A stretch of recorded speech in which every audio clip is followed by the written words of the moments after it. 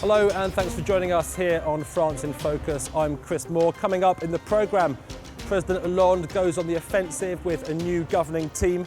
His party reeling in the wake of local elections. He's picked a Prime Minister with a reputation as a fighter. France's winter rent break comes to an end and thousands of cash-strapped tenants are facing the possibility of being turfed out of their homes. And when man and beast become one, we profile the performance artist who's spending a fortnight living as a bear. We start here at Matignon, where new French Prime Minister Manuel Valls is getting down to work. He's a reformer, sometimes referred to as the French Tony Blair, who honed his tough reputation as Interior Minister. His appointment, one of several changes announced by President François Hollande following the rout of his Socialist Party in local elections. Let's take a look now at some of the challenges facing the new governing team. Bonjour. Still smarting from the blow at local ballot boxes where the socialists were swept from more than 150 towns, President François Hollande has lost little time in reshuffling the cabinet with a new prime minister at the helm. Former Interior Minister Manuel Valls is seen as acting with the speed and decisiveness that some feel is lacking in his boss, who is counting on him to restore hope to a disillusioned public. I assign him 3 objectives. First, to restore the strength to our economy. The second mission is social justice. The pact of responsibility signed with corporations must be coupled with a solidarity pact with the people. Education and job training for young people, social security was a priority given to public health. In contrast with the president's record low public approval ratings, Manuel Valls is popular among the French. But after taking a tough stance on immigration and public security, Valls has alienated fellow ministers and party allies. 2 Green Party members of the previous government refused to join his administration. The new fighting government that Hollande has described has many familiar faces. Laurent Fabius remains foreign minister. Jean-Yves Le Drian stays on at defense, and Christiane Taubira is still the justice minister. It's part of Hollande's effort to indicate that change is underway with the assurance that experienced ministers are still in control. Some say the president cannot have it both ways. There is quite a bit of skepticism about these kinds of political maneuvers.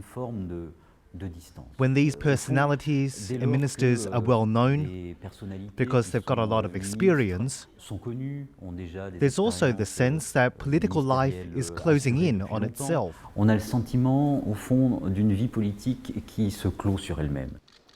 The new prime minister has his work cut out. He'll have to entice French companies to hire more people and put a dent in ever-rising unemployment. He must find 50 billion euros in public savings and find a way to reduce the public deficit to 3% of GDP. Valls will also have to bring his colleagues on board to cut spending and overcome internal divisions to help an ailing party recover from catastrophic local elections. Well, the president has promised a government of combat as he looks to win the support of the French people and win back the support of socialist voters who stayed at home on polling day. A senior party figure is back on the scene. Hollande's former partner and 2007 presidential candidate Ségolène Royal named Environment Minister. Returning from the political wilderness, Ségolène Royal arrives to take up her new post as Environment Minister. I'm very honoured to be put in charge of this difficult and exciting project. Royal insists her comeback has nothing to do with revenge, but it's hard to imagine the 60-year-old isn't feeling even the slightest sense of satisfaction. It was, after all, François Hollande's former partner, Valérie Trierweiler, who reportedly vetoed her from the first cabinet. Once in a serious relationship with Hollande herself, in 2012, Royal celebrated alongside him as he was elected president. But after a defeat in the parliamentary polls that followed, in which Trierweiler controversially backed Royal's rival via tweet, she took a step back from politics. This is the result of a political betrayal. It was quite a blow for someone who just 5 years earlier was the socialist candidate herself. The first woman to run in the second round of presidential elections in France, she lost out to Nicolas Sarkozy. Royal had lifelong ambitions in politics, meeting Hollande as she graduated from the prestigious French school ENA in 1980. She began as an advisor at the Élysée, infamously calling over then-President François Mitterrand on the day of his inauguration to ask him for a constituency. Royal and Hollande climbed the career ladder together as France's political power couple, having 4 children and entering the National Assembly side by side for the first time. At 39 years old, Royal became Environment Minister, keeping up a steady fight for women's rights along the way. Domestic violence, forced marriage, inequality in the workplace. Her hands-on relationship with the public did her well in the polls, although within her own party her sometimes conservative views caused tension. After separating from Hollande, she ran in the Socialist Party's primary presidential election in 2011, but was badly defeated. A lot of disappointment for all those who've supported me. Now she's come full circle, once again in the Ecology Ministry and once again ready to work with Hollande. Well, spring's starting to set in here in France. Slightly higher temperatures, but not necessarily good news for those renting property. It's illegal to evict those behind on their payments during the winter months.